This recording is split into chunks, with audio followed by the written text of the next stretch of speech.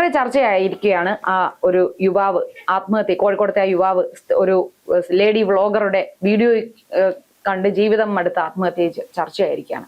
അപ്പൊ എല്ലാവരും രണ്ട് ചേരിയായി ഇപ്പോ ചർച്ച ചെയ്യുന്നുണ്ട്. പലരും സ്ത്രീകളുടെ പക്ഷത്ത് നിന്ന് പറയുന്നവരുണ്ട്, പുരുഷന്റെ പക്ഷത്ത് നിന്ന് പറയുന്നവരും. അതെല്ലാ വിഷയത്തിലും അങ്ങനെയല്ല, അമ്മയെ തല്ലിയാലും രണ്ടുണ്ട് പക്ഷം. പക്ഷെ ഇതില് അയാള് നിരപരാധിയായിരിക്കാം. പക്ഷെ ഈ ഒരു സ്ത്രീ ഈ ഒരു വീഡിയോ ഇങ്ങനെ അവർക്ക് റീച്ച് കൂട്ടാൻ വേണ്ടി ഇങ്ങനെ ഉപയോഗിച്ചതിലൂടെ അവിടെ അടയുന്നത് എന്താണെന്ന് അറിയാമോ? യഥാർത്ഥത്തിൽ ബസ്സിൽ ഞരമ്പ് രോഗികൾ ഉണ്ടോ ഇല്ലയോ? ഉണ്ട്. ആ ഉള്ളവരിൽ നിന്നും ദുരനുഭവം ഉണ്ടാകുന്ന സ്ത്രീകൾക്കാണ് നീതി ഇനി ലഭിക്കാതെ പോകുന്നത്. ഈ കഴിഞ്ഞ ന്യൂ ഇയറിന് ഞാൻ എൻ്റെ ഒരു സുഹൃത്തിനോട് ചോദിച്ചു, നമുക്ക് ഇവിടെ ഞാൻ ഇതുവരെ ഇവിടെ മറൈൻ ഡ്രൈവിലൊക്കെ എന്തോ ന്യൂ ഇയറിന് സെലിബ്രേഷൻ ഉണ്ട്, അതൊന്നും കണ്ടിട്ടില്ലല്ലോ, നമുക്കൊന്ന് പോയാലോ എന്ന് ചോദിച്ചു. അപ്പൊ അവൾ എന്നോട് പറയുന്നത്, അയ്യോ വേണ്ട ചേച്ചി പോണ്ട, അവിടെ ഭയങ്കര ആൾക്കൂട്ടമാണ്, ഇവന്മാര് നുള്ളവും പിച്ചവും മാന്തവും പിടിക്കുകയും ഒക്കെ ചെയ്യും, അതുകൊണ്ട് പോകാൻ വയ്യാന്ന് പറഞ്ഞു. ഞാൻ പൊതുവെ ഇങ്ങനത്തെ ആൾക്കൂട്ടത്തിൽ എനിക്ക് പോകാൻ ഇഷ്ടമല്ല. അപ്പോ വളരെ പണ്ട് ഞാൻ വളരെ ചെറിയ പ്രായത്തിൽ 10ാം ക്ലാസ്സിലൊക്കെ പഠിക്കുന്ന സമയത്ത് നമ്മുടെ തിരുവനന്തപുരത്ത് ചാലയിൽ ആൾക്കാര് പച്ചക്കറി വാങ്ങിക്കാനൊക്കെ ബൾക്കായിട്ട് സാധനം വാങ്ങിക്കാൻ ചാലയിൽ പോകും. അപ്പൊ എൻ്റെ ഒരു സുഹൃത്ത് പറഞ്ഞു, ചാലയിൽ പോകുന്നത് എനിക്ക് ഇഷ്ടമേ അല്ല, ചാലയിൽ പച്ചക്കറി വാങ്ങിക്കാൻ പോയാൽ ആൾക്കാര് ചന്തിക്കുന്നുള്ളൂ എന്ന്. ഇത് എത്ര വർഷം മുന്നേ ആണെന്ന് 1994 90കളിലെ ഒരു അനുഭവമാണ്. ഇതിപ്പോ 2026 ഇത്രയും വർഷം കഴിയുമ്പോഴും ഒരു സ്ത്രീ പറയുകയാണ് പബ്ലിക് പ്ലേസിൽ ആൾക്കൂട്ടത്തിൽ പോയാൽ ഈ ആൾക്കാർ പെണ്ണുങ്ങളെ നുള്ളവും പിച്ചുവും ചെയ്യും എന്ന് പറയുന്നു. ഇപ്പൊ പറയുന്നത് ഇവിടെ ഇങ്ങനെയൊക്കെ ഉണ്ടാകുന്നത് സ്ത്രീകളുടെ വസ്ത്രധാരണം കാരണമാണെന്ന്. ഇപ്പൊ ഒരു സ്ത്രീയുടെ കൈ കണ്ടാലോ, ഇപ്പം ഞാൻ പറഞ്ഞ എക്സ്ട്രീം ആയിട്ടുള്ള കാര്യമല്ല, ഇപ്പൊ കൈയൊക്കെ കണ്ടാൽ നുള്ളവും പിച്ചുവും ചെയ്യുമോ? എങ്കിൽ 94കളിൽ ആരും ഇവിടെ അങ്ങനെ വ്യാപകമായി ആരും ഈ സ്ലീവ്ലെസ് ഒന്നും ധരിക്കുമായിരുന്നില്ല. അപ്പോഴും ഈ ആണുങ്ങൾ തിരക്കിൽ നുള്ളുമായിരുന്നു. ഇപ്പോഴും ഇവിടുത്തെ പുരുഷന്മാർ ആൾക്കൂട്ടത്തിൽ സ്ത്രീകളെ നുള്ളവും പിക്കുകയും ചെയ്യും എന്ന് പറയുന്നുണ്ട്. അപ്പോ യഥാർത്ഥത്തിൽ അങ്ങനെ നുള്ളലും വസ്ത്രധാരണത്തിന്റെ അല്ല പ്രശ്നം, അതുമായിട്ട് ഒരു ബന്ധവുമില്ല ഇതിന്. നുള്ളവും പിക്കുകയും ചെയ്യുമ്പോൾ ഒരു സ്ത്രീക്കും ഈ ആരെങ്കിലും വഴിയിൽ നിന്ന് അവരുടെ ശരീരത്തിൽ സ്പർശിക്കുന്നത് അവർക്ക് വളരെയധികം അസഹ്യമായ ഒരു കാര്യമാണ് എന്നുള്ളതാണ് യാഥാർത്ഥ്യം. അതിൽ നിന്ന് വ്യത്യാസം ഉണ്ടായിരിക്കാം, അത് ഇഷ്ടമുള്ള സ്ത്രീകൾ ഉണ്ടായിരിക്കില്ല എന്ന് പറയുന്നില്ല. അപ്പൊ ഈ പുരുഷവാദികളായവർ പറയുന്നത് അങ്ങനെയുള്ള സ്ത്രീകളും ഉണ്ട് എന്നാണ്. ഉണ്ടായിരിക്കാം, ഇല്ല എന്നല്ല. എന്നാൽ ഭൂരിഭാഗം സ്ത്രീകളും അവരുടെ ശരീരത്തിൽ മറ്റൊരു പുരുഷൻ ആവശ്യമില്ലാതെ അനുവാദമില്ലാതെ അവർക്ക് ഇഷ്ടമില്ലാതെ സ്പർശിക്കുന്നത് ഇഷ്ടപ്പെടാത്തവർ തന്നെയാണ്. എത്ര ചെറിയ ചെറിയ പെൺകുട്ടികളാണ് ആ ചെറിയ പ്രായത്തിൽ ഈ ഇങ്ങനത്തെ കയർപ്പിടിയിലൂടെ വലിയൊരു ട്രോമയിലേക്ക് പോവുകയും അവർ വലുതായി വരുമ്പോൾ ഈ ആൾക്കൂട്ടത്തെ അവർക്ക് ഭയക്കുന്ന രീതിയിലേക്ക് മാനസികമായ ബുദ്ധിമുട്ടുകൾ ഉണ്ടായിട്ടുള്ളത് എന്നും ഇവിടെ ആൾക്കാർക്ക് ചർച്ച ചെയ്യാൻ ഇനി കഴിയില്ല. കാരണം ആ ചർച്ചയിലേക്കുള്ള വാതിലാണ് ഇതുപോലുള്ള സ്ത്രീകൾ അടച്ചു കളഞ്ഞത്. പണ്ട് സവാദിന്റെ കേസിൽ ഒരു വീഡിയോ എടുത്തു, യഥാർത്ഥത്തിൽ ഇവർക്ക് അത് നിയമപരമായില്ല. ആ ബസ്സിലെ ജീവനക്കാരുടെ ഇത് പുറത്തു വന്നിട്ടുണ്ട്, അവരിങ്ങനൊരു സംഭവം അറിഞ്ഞിട്ട് കൂടിയില്ല.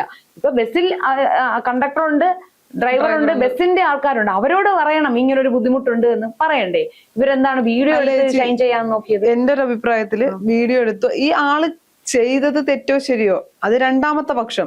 അല്ലെങ്കിൽ ഈ പറയുന്ന പോലെ ബസ്സിൽ ഒരാൾ മോശമായി പെരുമാറുമ്പോൾ ഞാനാണെന്നിരിക്കട്ടെ, വീഡിയോ എടുത്തു കഴിഞ്ഞാൽ അത് ഉപയോഗിക്കേണ്ടത് ഇങ്ങനെ ആയിരുന്നില്ല. നിയമപരമായി പോലീസ് സ്റ്റേഷനിൽ കൊണ്ട് ഈ വീഡിയോ കാണിച്ചിട്ട് പറയണം, എന്നോട് ഇയാൾ മോശമായി പെരുമാറി. ആദ്യം കാണിക്കേണ്ട ഈ വീഡിയോ എടുത്ത് പ്രചരിപ്പിക്കാൻ കാണിച്ച ധൈര്യത്തിന്റെ പകുതി ധൈര്യം മതിയായിരുന്നു ആ നിമിഷം പ്രതികരിക്കാൻ.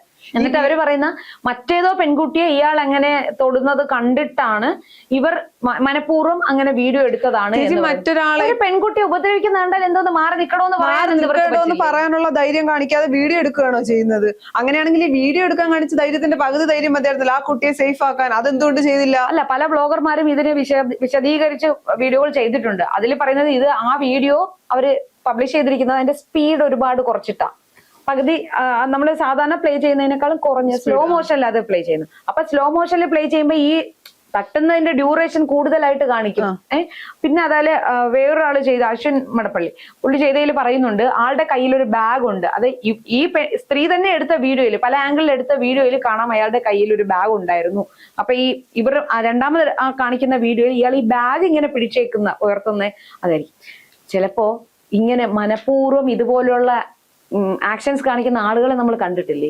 സ്ത്രീകളുടെ അടുത്ത് ഈ ബസ്സിൽ പോകുമ്പോ ഈ നടുക്കായി നിൽക്കുന്ന ആ നടുക്ക്, ആ കമ്പി പിടിച്ച് നിൽക്കുന്ന സ്ത്രീകളെല്ലാവരും, ബസ്സിൽ സഞ്ചരിക്കുന്ന എല്ലാ സ്ത്രീകളും ഈ ആണുങ്ങൾ മനഃപൂർവ്വം വന്നിങ്ങനെ ഉരസിക്കൊണ്ട് പോകുന്നത് അനുഭവിക്കാത്തവരാരും ഉണ്ടാവില്ല. ജീവിതത്തിൽ ഒരിക്കലെങ്കിലും അത് അനുഭവിച്ചു. 2012 മുതൽ ഞാൻ ബസ്സിൽ സഞ്ചരിക്കേണ്ടി വന്നിട്ടില്ല എനിക്ക്. അതുകൊണ്ട് തന്നെ ഭയങ്കര സമാധാനമാണ്. അതിനു മുന്നേ തന്നെ ബസ്സിൽ കയറേണ്ടി വന്നാൽ പോലും ഈ സീറ്റുകൾക്കിടയിലുള്ള സ്പേസ് ഉണ്ടല്ലോ, ആദ്യമേ കയറി സീറ്റ് കിട്ടിയില്ലെങ്കിൽ അതിന് അവിടെ കയറി നിൽക്കും. പിന്നെ അതുപോലെ സ്ത്രീകളുടെ വശത്ത്, സ്ത്രീകൾ ഇരിക്കുന്നിടത്ത് പുരുഷന്മാർ അപ്പുറത്തെ സൈഡിലേക്ക്, ആണുങ്ങളുടെ സൈഡിലേക്ക് നിൽക്കില്ല.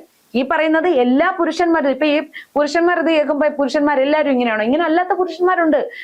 സൗപർണയ്ക്ക് അറിയില്ല, കഴിഞ്ഞ ദിവസം നമ്മൾ ഇവിടത്തെ പുരുഷന്മാരോട് തന്നെ ഇതിനെ കുറിച്ച് വിശദമായി സംസാരിച്ചായിരുന്നു. അപ്പൊ അവരാരും അങ്ങനെ ചെയ്യുന്നവരല്ല, വളരെ ഓപ്പൺ ആയിട്ടാണ് അവർ പറയുന്നത്.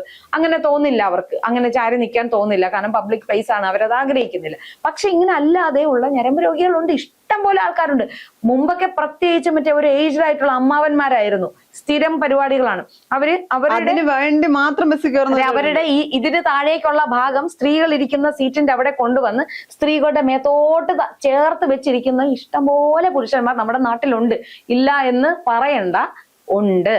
അപ്പോ അവരെല്ലാം ഇപ്പൊ സന്തോഷിക്കുന്നുണ്ടാവും. എന്താണ്, ഇനി ഒരുത്തികൾ നമുക്കെതിരെ നാവനക്കില്ല എന്നുള്ള ഒരു ധൈര്യമാണ് അവർക്ക്. ഇതിന്റെ അകത്ത് മറ്റൊരു കാര്യം ഉണ്ടല്ലോ, ഇനിയിപ്പോ ബസ്സിൽ കയറുമ്പോൾ മോശമായിട്ടൊരു അനുഭവം യഥാർത്ഥത്തിൽ അനുഭവിച്ചാൽ ആൾക്ക് പറയാൻ ഒരു പേടിയായിരിക്കും ആ പെൺകുട്ടിക്ക്. കാര്യം ഇനി പറഞ്ഞാൽ തന്നെ ആ അടുത്തിരിക്കുന്ന അല്ലെങ്കിൽ ആ മോശമായി പെരുമാറിയ ആള് പറയുന്നത് എന്തായിരിക്കും, ഇവളുമാരുടെ സ്ഥിരം നമ്പറാണ് ഇതിപ്പോ, ഒരുത്തനെ കൊന്നു, ഇനി എന്റെ നേർക്ക് എന്ന് ഇത് വ്യാഖ്യാനിക്കപ്പെടും. അതിൽ യാതൊരു സംശയവും ഇല്ല. അതായത് അങ്ങോട്ട് പോയി ബന്ധം ഉണ്ടാക്കി രണ്ടുപേരും കൂടെ ഇഷ്ടത്തോടെ പോയി ശാരീരിക ബന്ധത്തിൽ ഏർപ്പെടുകയും ബന്ധം വഷളായി കഴിയുമ്പോൾ പുരുഷനെതിരെ വ്യാജ പരാതി കൊടുത്ത് പുരുഷനെ കുരുക്കുകയും ചെയ്യുന്ന സ്ത്രീകളാണ് ഇവിടെ ബലാത്സംഗം ചെയ്യപ്പെടുന്ന പാവപ്പെട്ട സ്ത്രീകൾക്ക് നീതി നിഷേധിക്കുന്നത്.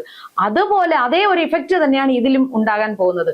അയാളെ കുറിച്ച് മറ്റേതോ ഒരു പെൺകുട്ടി ഒരു വർഷം മുന്നേ ഉള്ള ഒരു അനുഭവം പങ്കുവച്ചിട്ടുണ്ട്. അയാൾ വളരെ നല്ല മനുഷ്യനാണ് എന്ന് പറഞ്ഞിട്ട് അത് വായിച്ചാൽ വളരെ അധികം മനസ്സിലാവും.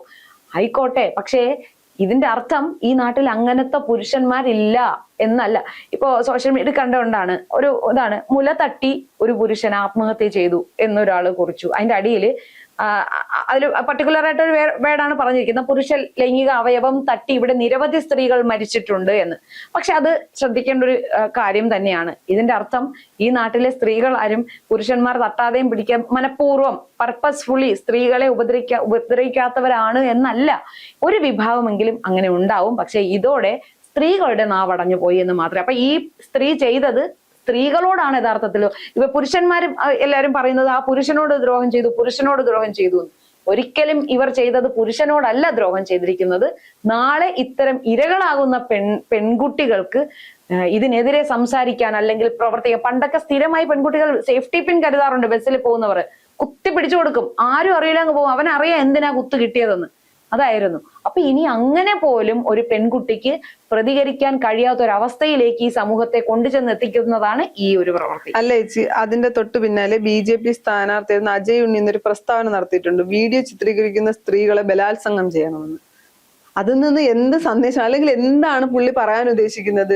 വീഡിയോ ഇപ്പൊ ഞാൻ ഈ ഒരു വിഷയത്തിൽ ഈ പറയുന്ന പോലെ ഒരാൾ ആത്മഹത്യ ചെയ്ത വിഷയത്തിൽ ഞാൻ ഈ വീഡിയോ എടുത്ത് ആ ഒരു കമന്റിനെതിരെ പ്രതികരിക്കാൻ നിന്നാൽ ചിലപ്പോൾ അത് സഭ്യമായ വാക്കുകളിലായിരിക്കില്ല പറയേണ്ടി വരും. ചേച്ചി ഞാൻ പറയട്ടെ, ഈ പറയുന്ന പോലെ ഈ പർട്ടിക്കുലർ കേസ് മാറ്റി നിർത്തിയാൽ പൊതുസ്ഥലത്ത് സ്ത്രീകൾ ആക്രമിക്കപ്പെടുന്നുണ്ട് എന്നാണ്. ഈ ബലാത്സംഗമാണോ ഇവർ ഈ സ്ത്രീകൾക്കെതിരെ പറയുന്ന ഏറ്റവും വലിയ ആയുധം എന്ന് പറയുന്നത്? അവരത് അത്ര ഈസി ആയിട്ടാണ് ഈ ഒരു സ്ത്രീയെ, ഇപ്പൊ ആ സ്ത്രീയെ അല്ല, വീഡിയോ എടുക്കുന്ന സ്ത്രീകളെ എന്ന് പറഞ്ഞാൽ വീഡിയോ എടുക്കുന്ന സകല സ്ത്രീകളെയും ചേർത്തിട്ടാണ് പറയുന്നത്. അപ്പൊ ഒരു പുരുഷനെ പറയുമ്പോൾ ഇവരെ ഈ നാട്ടിലുള്ള എല്ലാ പുരുഷന്മാരും അവരെയാണ് പറഞ്ഞതെന്ന് പറഞ്ഞാൽ എന്നെ വിളിച്ചോ എന്ന് പറഞ്ഞ് വരുന്നുണ്ട്. അങ്ങനെ ഒരു കാര്യം ഉണ്ടെങ്കിലേ ഇപ്പൊ ഈ ഒരു പുരുഷനെ പറയുമ്പോൾ ഇവർക്കെല്ലാം അത് വൈകാരികമായി കൊള്ളുന്നു. അങ്ങനെ ആകുന്നെങ്കിൽ ഗോവിന്ദചാമി പുരുഷനായിരുന്നില്ലേ? ഗോവിന്ദചാമി പറയുമ്പോൾ ഇവരാരും എന്താ വൈകാരികമായി എടുക്കാഞ്ഞത്? മറ്റേ ഡൽഹിയിലെ അതിജീവിതയെ പീഡിപ്പിച്ചവന്മാരും പുരുഷന്മാരായിരുന്നില്ല. അന്ന് ഇവരാരും ഈ രീതിയിലല്ലോ പ്രതികരിച്ചത്. ഇപ്പൊ ഈ പെൺകുട്ടി ചെയ്തതിനൊന്നും ഞാൻ നമ്മളാരും ആ സ്ത്രീ ചെയ്തത് ന്യായമല്ല, അത് ഇങ്ങനെ അല്ല ചെയ്യേണ്ടിയിരുന്നത് എന്ന് തന്നെയാണ് തുടക്കം മുതൽ പറയുന്നത്. പക്ഷെ അതിന് പ്രതിവിധിയായിട്ടാണോ ഇയാൾ ഈ പറയുന്നത്? വീഡിയോ എടുക്കുന്ന സ്ത്രീകളെല്ലാം ബലാത്സംഗം ചെയ്യണമെന്ന്. അയാൾക്കെതിരെ യഥാർത്ഥത്തിൽ കേസ് കൊടുക്കുകയാണ് ചെയ്യേണ്ടത്. പരസ്യമായാണ് അയാൾ സ്ത്രീകളെ ബലാത്സംഗം ചെയ്യണമെന്ന് പറയുന്നത്. അതെന്ത് വലിയ ബലാത്സംഗം ചെയ്യാന്ന് പറഞ്ഞാൽ അവരുടെ കുത്തക ആയതുകൊണ്ടാണ്. അല്ല, ഈ BJPക്കും CPM ഇതിനു മുമ്പും പല നേതാക്കളും പറഞ്ഞിട്ടുണ്ടല്ലോ, എന്താണ് ഇത്തരം പരാമർശങ്ങൾ? ഇതിപ്പോ BJP-യിലെ സ്ഥാനാർത്ഥിയിരുന്ന വ്യക്തിയാണ്. ഇവരാണോ ഭാരതാംബയെ സ്ത്രീയായി സങ്കല്പിക്കുന്നവർ? ഈ മഹാകാളി, മഹാഭദ്രകാളി എന്ന് പറഞ്ഞ് അമ്പലത്തിലെ സ്ത്രീകളെ സ്ത്രീ പ്രതിഷ്ഠയാണ്, ദേവി സങ്കല്പം എന്ന് പറയുന്നത് സ്ത്രീയാണ്. മാറുമറയ്ക്കാത്ത ദേവികളുള്ള അമ്പലത്തിൽ പോയി ഇവർ തൊഴുമ്പോ ആ ദേവിയോട് ഇവർക്ക് എന്താണ് തോന്നുന്നത്? ദേവിയുടെ വസ്ത്രധാരണം ഇവരെ പ്രലോഭിപ്പിക്കാറുണ്ടോ? അല്ല, എന്താണ് ഇപ്പൊ ഒരു റേപ്പ് കേസ് ഉണ്ടായ പോലും പറയുന്നത് എന്താണ്? അവളുടെ വസ്ത്രധാരണം ശരിയായിരുന്നില്ല. ഈ അമ്പലത്തിലെ സാലഭഞ്ചികകൾ ഒന്നും മാറുമറച്ചിട്ടില്ലല്ലോ. അവിടെ ചെന്ന് നിൽക്കുമ്പോ ഇവർക്ക് ഉദ്ധാരണം ഉണ്ടാവുമെന്നാണ് ഞാൻ ചോദിക്കട്ടെ, ഇപ്പൊ ഒരാളുടെ വസ്ത്രധാരണം, ഒരാൾ ഒരു സ്ലീവ്ലെസ് ഇട്ടാൽ അല്ലെങ്കിൽ അവർക്ക് കംഫർട്ട് ആയതുകൊണ്ടാണ് അവർ ആ വസ്ത്രം ധരിക്കുന്നത്. അപ്പൊ ഈ കാണുന്നവർക്ക് എന്താണ് പ്രശ്നം? നോക്കണ്ട. അല്ല, ഒരു സ്ത്രീ എന്താണ് ഈ പറയുന്ന പോലെ അവർക്ക് ഇഷ്ടമായ രീതിയിൽ വസ്ത്രധാരണം ധരിച്ചാൽ ഉടനെ അവരെ റേപ്പ് ചെയ്യാൻ പറ്റുമോ? സ്ത്രീ ശരീരം കണ്ടാൽ ഉടനെ അവർക്ക് അങ്ങനെ തോന്നുന്നു. വൈകല്യമാണ്, അവരുടെ മാനസിക വൈകല്യമാണ്.